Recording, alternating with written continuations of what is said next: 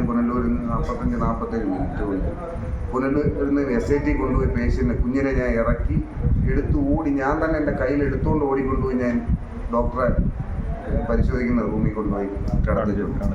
പൊള്ളലൊക്കെ ഏറ്റ ഒരു പേഷ്യൻ്റിനെയും കൊണ്ട് വണ്ടിക്കകത്ത് കയറിയാലുണ്ടല്ലോ, ആ ഇറച്ചി വന്ന മാംസത്തിൻ്റെ മണം, ആ മണവും അവർക്കുള്ള നിലവിളിയൊക്കെ കേട്ടാൽ നമുക്ക് സഹിക്കാൻ പറ്റത്തില്ല. അത് നമ്മളങ്ങ് പോകും. അത് പിന്നൊരു പോക്കാം. അവിടെ നമുക്ക് മരണത്തിനെയും. നമസ്കാരം, VVK-യാണ്. വളരെ പ്രധാനപ്പെട്ട ഒരു കാര്യം നിങ്ങളിലേക്ക് എത്തുകയാണ്. കഴിഞ്ഞ 11 വർഷത്തോളമായി സ്വന്തം ജീവൻ പോലും പണയം വെച്ച് ആയിരക്കണക്കിന് മനുഷ്യരുടെ ജീവൻ രക്ഷിച്ചിട്ടുള്ള ഈ നന്മയുള്ള മനുഷ്യന് ഇപ്പോൾ അദ്ദേഹത്തിന്റെ ജീവൻ നിലനിർത്തുന്നതിന് വേണ്ടി നിങ്ങൾ ഓരോരുത്തരുടെയും സഹായം ആവശ്യമാണ്. പറക്കമുറ്റാത്ത 3 കുഞ്ഞുങ്ങൾ ഉൾപ്പെടുന്ന ഒരു കുടുംബം അനാഥമാകാതിരിക്കാൻ ഈ വീഡിയോ കാണുന്ന നിങ്ങൾ ഓരോരുത്തരും ഇദ്ദേഹത്തെ പരമാവധി അകമഴിഞ്ഞ് സഹായിക്കാനുള്ള മനസ്സ് കാണിച്ചാൽ ഇദ്ദേഹത്തെ ജീവിതത്തിലേക്ക് നമുക്ക് തിരികെ കൈപിടിച്ച് കയറ്റാൻ സാധിക്കും. ഈ വീഡിയോ മുഴുവൻ കണ്ട് ഇദ്ദേഹത്തിൻ്റെ സാഹചര്യം നിങ്ങൾ മനസ്സിലാക്കി ഈ വീഡിയോ പരമാവധി ഷെയർ ചെയ്ത് ജനങ്ങളിലേക്ക് എത്തിച്ച അദ്ദേഹത്തിന് പരമാവധി സഹായം ലഭ്യമാകുന്നതിന് നിങ്ങൾ ഓരോരുത്തരും ശ്രമിക്കുമെന്ന് വിശ്വസിക്കുന്നു. ഹലോ, അപ്പോൾ ഞാനിന്ന് നിങ്ങളോടൊരു സഹായം ചോദിക്കാനാണ് വന്നത്. കുറച്ച് പേർക്കെങ്കിലും അറിയാം, എൻ്റെ നാട് പുനലൂർ വെഞ്ചേമ്പിലാണ്. ഞങ്ങളുടെ നാട്ടിൽ നിഷാദ് എന്ന് പറഞ്ഞൊരു കാക്കയുണ്ട്. അപ്പോൾ പുള്ളിക്ക് ഇപ്പോൾ 38 വയസ്സാണ് കേട്ടോ. 3 മക്കളും ഒരു ഭാര്യയും അതുപോലെ തന്നെ ഒരു വൃദ്ധയായ അമ്മയുമാണ് അവർക്കുള്ളത്. പുള്ളിയുടെ 2 കിഡ്നികളും ഇപ്പോൾ തകരാറിലാണ്. ഡയാലിസുകൾ ഒരുപാട് കഴിഞ്ഞു. ഇപ്പോൾ വൃക്ക മാറ്റി വെക്കേണ്ട ഒരു കണ്ടീഷനിലാണ്. 35 ലക്ഷം രൂപയാണ് അതിന് ചിലവായിട്ട് വരിക. അപ്പോൾ ഒരു നാട് മുഴുവൻ പരിശ്രമിക്കുന്നുണ്ട്. പക്ഷേ 35 ലക്ഷം രൂപ ആ കുടുംബത്തിന് വലിയൊരു തുകയാണ്. ഇപ്പം നിങ്ങളാൽ കഴിയുന്ന സഹായം മാക്സിമം നിങ്ങളൊന്ന് ചെയ്തു തരിക. അവർക്ക് കയറി കിടക്കാനൊരു വീടോ അല്ലെങ്കിൽ ഒരു തുണ്ട് ഭൂമിയോ ഒന്നുമില്ല. സഹോദരിയുടെ വീട്ടിലാണ് നിൽക്കുന്നത്. മാക്സിമം നിങ്ങളാൽ കഴിയുന്ന സഹായം ഒന്ന് ചെയ്തു കൊടുക്കാൻ ശ്രമിക്കുക. പറ്റുന്നവരൊക്കെ ഒന്ന് സഹായിക്കുക. Thank you. അൻസാരിയാണ്. ഞാൻ കൊല്ലം ജില്ലയിൽ കരവാളൂർ ഗ്രാമപഞ്ചായത്തിലെ വെഞ്ചേമ്പ് ചേറ്റുവഴി ഭാഗത്തെ വാർഡ് മെമ്പറാണ്. ഞാനിപ്പോൾ ഇരിക്കുന്നത് ഞങ്ങളുടെ നാട്ടുകാരൻ തന്നെയായിട്ടുള്ള നിഷാദ് എന്ന് പറയുന്ന ചെറുപ്പക്കാരൻ്റെ വീട്ടിലാണ്. അദ്ദേഹത്തിൻ്റെ 2 വൃക്കകളും തകരാറിലാണ്. അത് ഒന്നിടവിട്ട ദിവസങ്ങളിൽ ഡയാലിസിസ് ചെയ്തുകൊണ്ടിരിക്കുന്ന നിലവിലെ സാഹചര്യമാണ്. അപ്പോൾ ഇത് തുടർന്ന് പോകാൻ കഴിയില്ല എന്നുള്ളത് കൊണ്ട് തന്നെ ഡോക്ടർമാർ നിർദ്ദേശിച്ചിട്ടുള്ളത് കിഡ്നി ട്രാൻസ്പ്ലാന്റേഷനാണ്. അപ്പോൾ അതുമായി ബന്ധപ്പെട്ട് വലിയൊരു സാമ്പത്തിക ബാധ്യതയാണ് ആ കുടുംബത്തിന് മേൽ നിലവിൽ വന്നു നിൽക്കുന്നത്. അപ്പോൾ നിത്യവൃത്തിയും ചികിത്സാ ചെലവും എല്ലാം കൂടെ കൂട്ടിമുട്ടിച്ച് കൊണ്ടുപോകാൻ പറ്റാത്തൊരു സാഹചര്യമാണ്.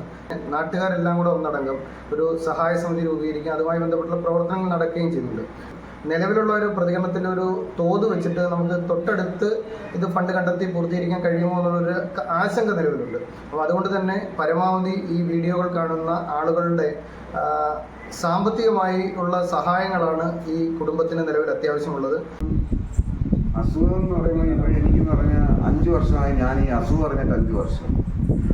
ഇതിനും അസുഖമായിട്ട് ഏകദേശം 14 വർഷത്തോളമായി. അന്ന് അറിഞ്ഞില്ല. അസുഖം എന്ന് പറഞ്ഞാൽ ആദ്യമൊക്കെ തലവേദനയായിട്ട് വരുമായിരുന്നു. 14 വർഷം മുമ്പ് തലവേദനയായിട്ട് വരും. അപ്പോൾ നമ്മൾ പാരസെറ്റാമോളോ ഈ എല്ലാവരും ഗുളികളൊക്കെ മേടിച്ച് കഴിക്കും. പിന്നെ ഈ കൊല്ലം താലൂക്ക് ആശുപത്രി ജോലി ചെയ്യുന്ന സമയം എന്ന് പറഞ്ഞാൽ അവിടെ എന്ത് ജോലി ആയിരുന്നു? ആംബുലൻസ് ഡ്രൈവറായിരുന്നു. താലൂക്ക് ആശുപത്രി പുനലൂരല്ലേ? അതെ, ആംബുലൻസ് ഓടുന്ന സമയം എന്ന് പറഞ്ഞാൽ അവിടെ ഞാൻ അന്ന് ഒരു ഡ്രൈവറേ ഉള്ളൂ. അല്ല, ആയിരക്കണക്കിന് SIT ഓട്ടങ്ങൾ ഞാൻ അവിടെ നിൽക്കുന്ന സമയം 11 വർഷം ആ ആശുപത്രി ജോലി ചെയ്തതാണ്. ഇപ്പം നിലവിലുള്ള അവസ്ഥ എന്താണ്? ഇപ്പം നിലവിലുള്ള അവസ്ഥ എന്ന് പറഞ്ഞാൽ ഇപ്പോൾ തിരുവനന്തപുരത്ത് മൃതസഞ്ജീവനി വഴി നമ്മൾ ട്രാൻസ്പ്ലാന്റിന് ശ്രമിച്ചായിരുന്നു. അത് ചെയ്യാൻ ശ്രമിച്ചപ്പോൾ നമുക്കെന്ന് പറഞ്ഞാൽ 128ാമത്തെ നമ്പറാണ് എൻ്റെ മൃതസഞ്ജീവനി രജിസ്ട്രേഷനിൽ കിടക്കുന്നത്. അപ്പോൾ അതുകൊണ്ട് മാത്രമല്ല, അപ്പോൾ ബ്രെയിൻ ഡെത്ത് സംഭവിക്കുന്നവർക്കുള്ള ഈ 128ാമതായിട്ട് എനിക്ക് കിട്ടത്തുള്ളൂ. പിന്നെ ഉള്ളതെന്ന് പറഞ്ഞാൽ ഒരു മാർഗ്ഗം എൻ്റെ വീട്ടിലോ കുടുംബത്തിലോ ഉള്ള എൻ്റെ രക്തബന്ധത്തിലുള്ള ആരെങ്കിലും ഡോണർമാരായിട്ട് ഉണ്ടായിരിക്കും. ഇതിപ്പോൾ എനിക്ക് അങ്ങനെ എൻ്റെ കുടുംബത്തിൽ എൻ്റെ വൈഫുണ്ട്.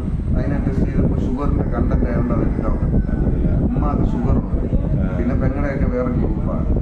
പിന്നെ എനിക്കിവിടെ തരാൻ എൻ്റെ ഗ്രൂപ്പുള്ളതായിട്ട് തരാൻ പറ്റിയ ആരും കുടുംബത്തിലായിട്ട് ആരുമില്ല.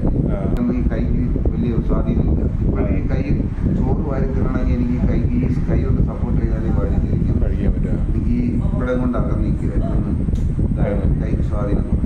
ഇപ്പം ഈ ജോലി ചെയ്യാനൊക്കാതായിട്ട് ഇപ്പം എത്ര വർഷമായി? 2 വർഷം കൊണ്ട് ഒരു ജോലിക്ക് പോകുന്നില്ല. ഈ ഒരു വർഷം മുമ്പ് ഞാനൊരു ഓട്ടോറിക്ഷ എടുത്തു. 1 വർഷമല്ലേ, 8 മാസം മുമ്പ് ഞാനൊരു ഓട്ടോറിക്ഷ എടുത്തു. ആംബുലൻസിൽ നിന്ന് ഇറങ്ങിയപ്പോൾ 2 വർഷം കഴിഞ്ഞു. ആംബുലൻസിൽ നിന്ന് ഇറങ്ങി വേറൊരു ജോലിക്ക് ഞാൻ പോകാൻ പറ്റത്തില്ല. അന്നൊക്കെ എനിക്ക് തീരെ വയ്യാത്തൊരു സമയമാണ്. കുറച്ചും കൂടെ അങ്ങോട്ട് മെച്ചപ്പെടുന്നു എന്ന് തോന്നിയപ്പോഴാണ് ഞാനൊരു ഓട്ടോറിക്ഷ എടുത്തത്. ആട്ടോ എടുത്തുകൊണ്ട് വന്ന് ഒരു 2 ആഴ്ച ഓടി.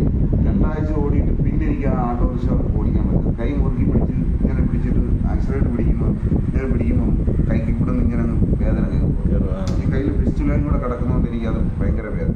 അപ്പം ഈ കൈയുടെ സ്വാധീനം കൂടെ കുറഞ്ഞപ്പോൾ കൈ തിരിക്കാൻ ഒന്നും വയ്യ. കാല് തൂക്കിയിട്ടിരിക്കാൻ പറ്റത്തില്ല. കാലിങ്ങനെ ഇട്ട് നമ്മൾ ഒരു 1 മണിക്കൂർ നേരം ഇങ്ങനെ ഇട്ടിരുന്ന് കഴിഞ്ഞാൽ ഇവിടുന്ന് ഇങ്ങനെ വേദന ഭയങ്കരമായ വേദന. അതാ എനിക്ക് ഇപ്പം മണിക്കൂർ ജോലിക്ക് പോകാൻ പറ്റാതായതില്ല. ഇതിപ്പോൾ നമുക്ക് നിലവിൽ ഈ നമ്മൾ രജിസ്റ്റർ ചെയ്തേക്കുന്ന പ്രകാരമേ മാറാൻ പറ്റത്തുള്ളൂ, അതോ അല്ലാതെ മാറാനേ പറ്റും. നമ്മൾ രജിസ്റ്റർ ചെയ്തേക്കുന്ന പ്രകാരം മാറണമെങ്കിൽ 128 നമ്പരാവുന്നവർ നിൽക്കണം. ഇപ്പം നിലവിൽ ഗവൺമെൻറ്റിൻ്റെ പ്രകാരം 40-ൽ താഴെ പേർക്ക് നല്ല ആ നമ്പർ കിടക്കണം. എൻ്റെ ഈ ലിസ്റ്റ് 40-ൽ താഴെ കിടക്കും. അപ്പം പിന്നെ നമ്മൾ ഈ 128 ഉണ്ടാവുമെന്ന് പോലും അറിയാൻ പറ്റത്തില്ല. കാര്യം ഇപ്പം അത്ര ബുദ്ധിമുട്ട്. ഇപ്പം ആഴ്ചയിൽ എത്ര ഡയാലിസിസ് ആണ് ചെയ്യേണ്ടത്? 3 ഡയാലിസിസ് ചെയ്യാൻ പറഞ്ഞു. നമ്മൾ എത്ര ചെയ്യുന്നുണ്ട്? 3 ഡയാലിസിസ് ഞാനിപ്പോൾ ചെയ്യത്തില്ല. കാര്യം എനിക്ക് 3 ഡയാലിസിസ് ചെയ്യുമ്പോൾ എൻ്റെ ആരോഗ്യസ്ഥിതി വളരെ മോശമായിട്ട് വരും. കാര്യം ഇപ്പോൾ വേദനയ്ക്ക് അന്നേരം ഒരു ഇച്ചിരി കുറവ് വരുമായിരിക്കും. പക്ഷെ എനിക്ക് 3 നടക്കാനോ ഒന്നും പറ്റത്തില്ല. ഡയാലിസിസ് ഈ പറഞ്ഞ പറഞ്ഞിട്ടാണ് എനിക്ക് വേറെ തോന്നി. ഞാൻ എവിടെയെങ്കിലും കടന്നു പോയി കഴിഞ്ഞാൽ കുത്തുങ്ങളുടെ കാര്യം പറഞ്ഞു. ഞാൻ അതുവരെ സ്വയം എങ്ങനെയെങ്കിലും വണ്ടി ഓടി, ഏതെങ്കിലും വണ്ടി, ഇപ്പോൾ ആംബുലൻസ് ഓടാകുമ്പോഴത്തേക്ക് കാർ ഓടിക്കുക, കാറല്ലെങ്കിൽ ആട്ടോ ഓടിക്കുക, അങ്ങനെ ഒരു മനസ്സുള്ള ആളാണ്. അതിന് ശ്രമിച്ചപ്പോൾ അത് പരാജയപ്പെട്ടപ്പോൾ പിന്നെ മുമ്പോട്ട് വേറെ നിവൃത്തിയില്ല എന്ന് കണ്ടാൽ ഞാൻ ഇങ്ങനെ ഇറങ്ങി. ഈ ട്രീറ്റ്മെൻറ്റുമായിട്ട് ബന്ധപ്പെട്ടാണ് ഇപ്പം പൈസ തികയാതെ വന്നപ്പോഴേ ഞാൻ മുമ്പ് മാനേജരായിട്ടിരുന്ന് ഡ്രൈവറായിട്ടും മാനേജരായിട്ടൊക്കെ ഓടിയ അതേ വണ്ടിയുടെ മുതലാളി 2 ബസ്സും കാണി തിങ്കളാഴ്ച. ഏത് ബസ്? അത് ഡ്രീംസ് ബസ് രണ്ടെണ്ണം. രണ്ടും ആറ്റിങ്ങൽ പുനലൂരാ. ഒന്ന് വക്കം ആറ്റിങ്ങൽ പുനലൂർ, ഒന്ന് പുനലൂർ ആറ്റിങ്ങൽ. അങ്ങനെ 2 വണ്ടികൾ നാളെ എനിക്ക് വേണ്ടി അവർ ആ ഓടുന്ന അന്നത്തെ മുഴുവൻ കളക്ഷൻ പൈസ എൻ്റെ ചികിത്സാ സഹായ നിധിയിലേക്ക് വരാമെന്നാണ് പറഞ്ഞത്. ചില കുഞ്ഞുങ്ങളെയൊക്കെ നമ്മൾ കൊണ്ട് ആംബുലൻസിനകത്തൊരു വണ്ടിക്കകത്ത് നമ്മൾ കയറ്റിക്കൊണ്ട് പോകുമ്പോൾ ചില കുഞ്ഞുങ്ങളൊക്കെ എന്ന് പറഞ്ഞാൽ ഞാൻ ആസിഡ് എടുത്ത് കുടിച്ചിട്ട് കൊണ്ടുവന്ന മക്കളെ കൊണ്ടുപോയിട്ടുണ്ട്. പൊള്ളി വന്ന മക്കളെ കൊണ്ട് ഞാൻ പോയിട്ടുണ്ട്. ആ സമയത്തൊക്കെ നമുക്ക് തോന്നുന്നത് നമ്മുടെ കുഞ്ഞുങ്ങൾ ആ വണ്ടി കിടക്കുന്നൊരു ആ ഒരു ഫീൽ. എൻ്റെ കുഞ്ഞിന് എന്താണോ സംഭവിച്ചത് ആ ഒരു വെപ്രാളമായിരിക്കും. ഈ കുഞ്ഞുങ്ങളെയൊക്കെ കൊണ്ട് പോകുമ്പോണ്ടല്ലോ എൻ്റെ കുഞ്ഞുങ്ങളെ കൊണ്ട് ഞാൻ പോകുന്നത് എങ്ങനെയാണോ അതേപോലെ 47 മിനിറ്റ് കൊണ്ട് ഞാൻ പുനലൂരിൽ നിന്ന് 45-47 മിനിറ്റ് കൊണ്ട് പുനലൂരിൽ നിന്ന് SIT കൊണ്ടുപോയി പേഷ്യൻ്റ് കുഞ്ഞിനെ ഞാൻ ഇറക്കി എടുത്ത് ഓടി ഞാൻ തന്നെ എൻ്റെ കയ്യിൽ എടുത്തുകൊണ്ട് ഓടിക്കൊണ്ടുപോയി ഞാൻ ഡോക്ടറെ പരിശോധിക്കുന്ന റൂമിൽ കൊണ്ടുപോയി കിടത്തിട്ടുണ്ട്. ആ ആംബുലൻസിൽ കയറുന്ന പേഷ്യൻ്റെ നിലവിളിയും അല്ലെ പേഷ്യൻ്റെ കൂടെ ഇരിക്കുന്നവരുടെ നിലവിളിയും പൊള്ളലൊക്കെ ഏറ്റ ഒരു പേഷ്യൻ്റെയും കൊണ്ട് വണ്ടിക്കകത്ത് കയറിയാലുണ്ടല്ലോ ആ ഇറച്ചി വന്ന മാംസത്തിൻ്റെ മണം അവർക്കുള്ള നിലവിളിയൊക്കെ കേട്ടാൽ നമുക്ക് സഹിക്കാൻ പറ്റത്തില്ല. അത് നമ്മളങ്ങ് പോകും. പിന്നൊരു പോക്കാം. അവിടെ നമുക്ക് മരണത്തിനെയും പേടിയില്ല, മറ്റൊന്നും പേടി.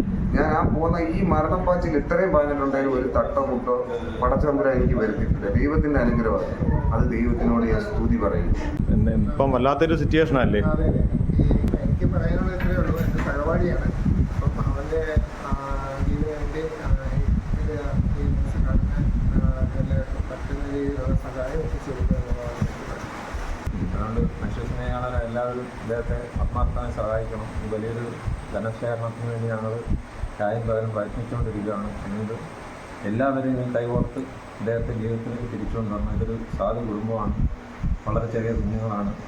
ദരിദ്രമായി കാലങ്ങളായി ജീവിക്കുന്നതാണ്. ഈ ഗ്രാമത്തിൽ നിന്നും ടൗണിലെത്തി ആംബുലൻസ് ദീർഘകാലം ഓടിച്ച് വളരെ ആളുകൾക്ക് വേണ്ടി സേവനം ചെയ്തൊരു വ്യക്തി കൂടിയാണ്. അദ്ദേഹത്തെ ആവുമെന്നും സഹായിക്കണമെന്നാണ് അഭ്യർത്ഥിക്കുന്നത്. പിന്നെ ഈ നാടിന് വേണ്ടുന്ന കാര്യങ്ങൾ എന്തിനാണെങ്കിലും പുള്ളിയാണ് ആദ്യമേ കോൺടാക്ട് ചെയ്തത്. ഡോക്ടറിൻ്റെ കാര്യങ്ങൾ എന്ത് തന്നെ ഡൗട്ടാണ്. അതേപോലെ തന്നെ പുള്ളി ആ ഹോസ്പിറ്റലിൽ നിന്നുകൊണ്ട് ഒരുപാട് കേസുകൾ, അതായത് നമുക്കിപ്പം മരണം എന്ന് പറയുന്നത് നമ്മളിപ്പോൾ ആംബുലൻസ് ഡ്രൈവറിൻ്റെ കയ്യിലാണ് ഇരിക്കുന്നത്. ജീവിതം എന്ന് പറയുന്നത് അപ്പോൾ പുള്ളി അവിടെ എത്തിക്കുക എന്നുള്ളത് പുള്ളി അത് കർത്തവ്യം നിർവഹിച്ചു, കാര്യങ്ങളെല്ലാം ചെയ്തു. പക്ഷെ ഇപ്പോൾ പുള്ളിയുടെ ഒരു സാഹചര്യം വന്നപ്പോഴത്തേന് നാട്ടുകാരെല്ലാവരും ഉണ്ട് അതിൻ്റെ കൂടെ എല്ലാവരും കഴിയുന്നത്. അതായത് ഒരു 35 ലക്ഷം രൂപ എന്ന് പറയുന്ന ഒരു ചെറിയ എമൗണ്ട് അല്ല. അപ്പോൾ എല്ലാവരും കൊണ്ട് കഴിയുന്നത് 50 50, 100 100, 500 500, എത്ര ആ ഒരു തുക വെച്ച് എല്ലാവരും ഒന്ന് സഹായിക്കണം. ഈ ഒരു കർത്തവ്യത്തിൽ പങ്കാളികളാവണം എന്ന് മാത്രമേ എനിക്ക് പറയാനുള്ളൂ. എൻ്റെ സഹോദരനാണ്. ഈ സഹോദരന് വേണ്ടി ഈ വാർത്ത കാണുന്ന എല്ലാം നല്ല വ്യക്തികളായ എല്ലാ സഹോദരങ്ങളും സഹായിക്കണമെന്ന് അഭ്യർത്ഥിക്കുകയാണ്. ഈ സഹോദരൻ ഈ നാടിന് വേണ്ടി എല്ലാ ആംബുലൻസ് ഓടിച്ച് ഒരുപാട് പേർക്ക് ഉപകാരങ്ങൾ ഒരുപാട് ചെയ്തിട്ടുള്ള സഹോദരനാണ്. എല്ലാവരും അകമഴിഞ്ഞ് സഹായിക്കണമെന്ന് അഭ്യർത്ഥിക്കുന്നു.